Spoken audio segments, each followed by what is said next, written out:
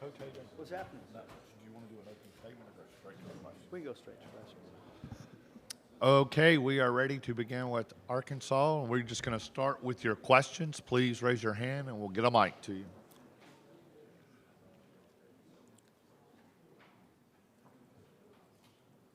Right here in the middle. James Fletcher from On3. You've been kind of a pioneer in the transfer portal, and with so many mid-major stars coming to the high major level and having to translate that into being the top scorer on their new team, what are some of the traits that you look for in those guys where you know they're going to be able to make that jump and contribute in the way you need? I mean, I think the one thing with the transfers is there's a body of work against other Division I players.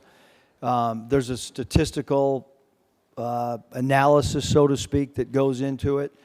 There's the eye test that goes into it, and then certainly there's communication, with getting feedback from people that have played against that particular player, or maybe the program that they're leaving. So I think there's a lot that goes into it. Obviously any transfer has more experience than an incoming freshman, so that can change the maturity level, the ability to pick up schemes, both offensively, defensively. So I guess that's kind of an all-encompassing of a transfer recruiting in a minute.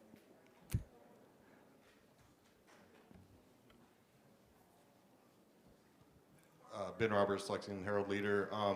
You've obviously had a lot of experience with the transfers. You had a lot of really good high school freshman recruits last season. Is there, I guess, what's the difference? Is one way better than the other, or is one way easier than the other from your standpoint? I don't think so, because I think, Ben, that every team is different. You know what I mean? The nucleus of the team. Last year 6 freshmen is, I probably, it's a little much for me for sure.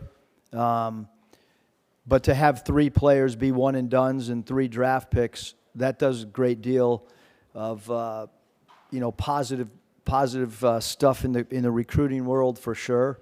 You always want your players to reach their dreams as quick as possible, and to have 3 guys basically be with us for 8 months is really cool to see.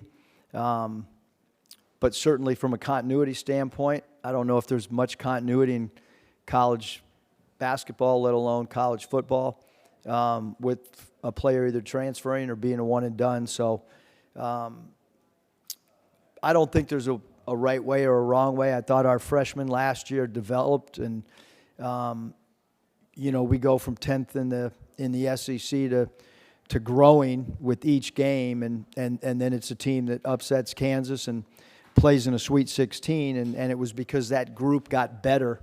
And I think that there is a lot of upside for freshmen to grow over the course of a 30-game college season, and it's cool for a coaching staff to be a part of a player's growth and be with guys that still haven't reached their max or their upside.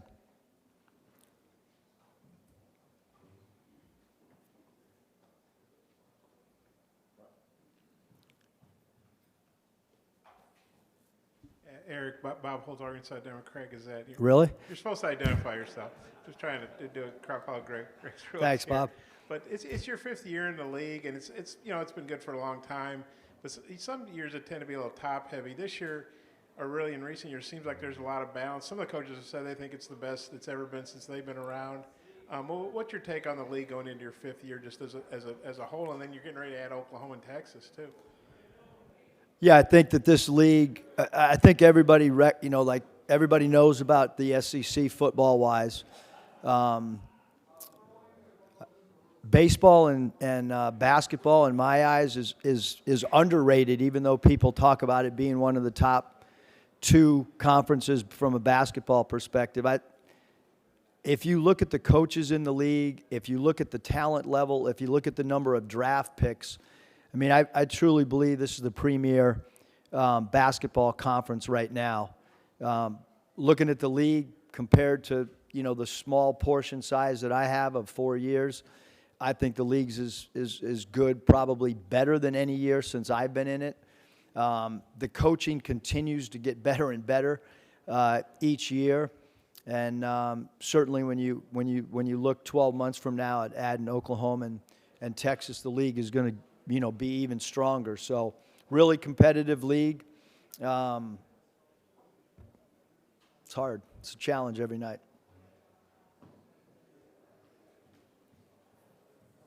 Coach, we saw him really starting to establish himself before he got injured early last year. But talk about how much better Trevon Brazile can be. And I know he would have been a huge factor for you if he had been healthy all year a year ago. Yeah, first of all, he's done an incredible job with his rehab, as has our team doctors and our trainer. He's been a little bit ahead of schedule with everything, but we've been really, really patient with him, and we'll continue to be patient with Trevin, even on Friday when we have our first exhibition game. He'll be ready for the first game as long as everything continues to progress as it has. But he, in my opinion, when he got hurt, I thought he was one of the best players in the league, which if you're one of the best players in the SEC, you're probably one of the best players in the country.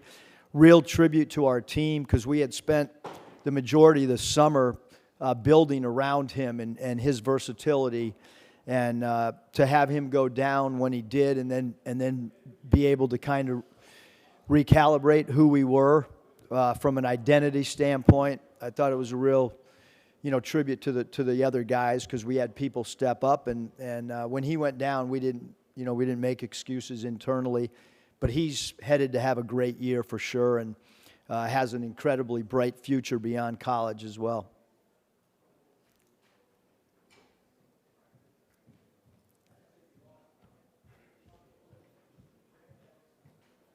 Hey, Eric, Jared Redding, Inside the Rebels on 24/7 Sports. Obviously, Chris Beard was here this morning, and he briefly shared just y'all's history of facing each other when you were at Nevada, and he was at Texas Tech. We didn't get a very good whistle at Tech. Just knowing him, what do you feel like he kind of brings to the conference, and what is kind of the common denominator among the teams that that he's coached? Well, Coach Beard's one of the best coaches in college basketball. Everywhere he goes, he wins. His teams play with great toughness. You better be able to get loose balls against his teams, and you have to figure out a way to score. Great defensive coach. Every team that we faced, which is, I don't know how many times, maybe 3 times now, an NCAA tournament, a game at Tech, in Lubbock when I was at Nevada, and then an exhibition game last year. Schematically, he's really hard to prepare for. And, he's a guy that gets his guys to play with maximum effort.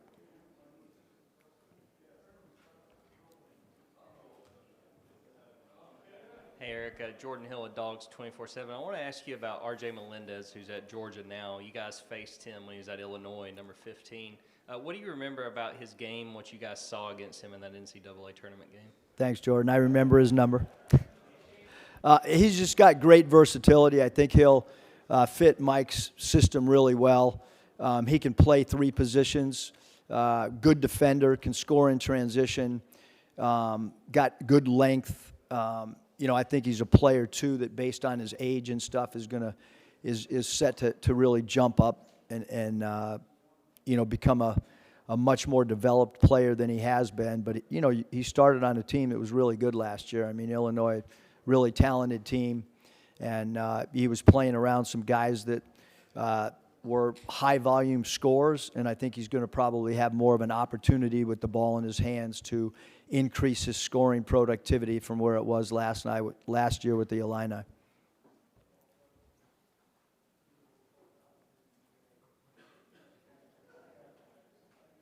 Any more questions?